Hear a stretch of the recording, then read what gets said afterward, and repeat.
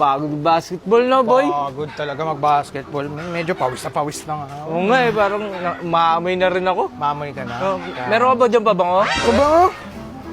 Ano ba pabango ba gusto mo, pare? Ayan, oh. Pabango yan? Pabango yan, pre. Kamu scent. Kita mo. Ilan yan?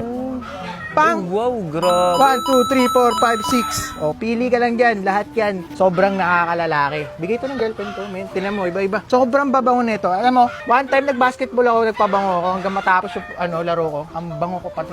Nilaplap ba? na ako agad ng girlfriend ko eh. Oo. Babe, may pawis ako, hindi okay lang kahit maalat, mabango ka pa. Sabi niya okay lang. Bibili nga rin ako niyan.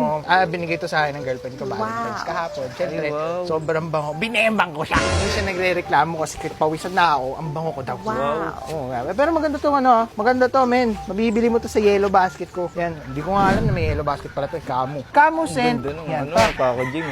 Sobrang kapit ng amoy nito. EDP to, pre. Alam mo yung EDP? Ano yung EDP? Ewan ko, di puta. Pero EDP to, pre. Ayun pala ibig sabihin nun. Medyo, ito pala yung meaning, eau de parfum. Pala yun. 50 ml to, pre. 50 ml per ano. So lahat to, sobrang nakakapog. Yun lang, gusto mo makabembang. Yan, ito. Ay, makabili na nga.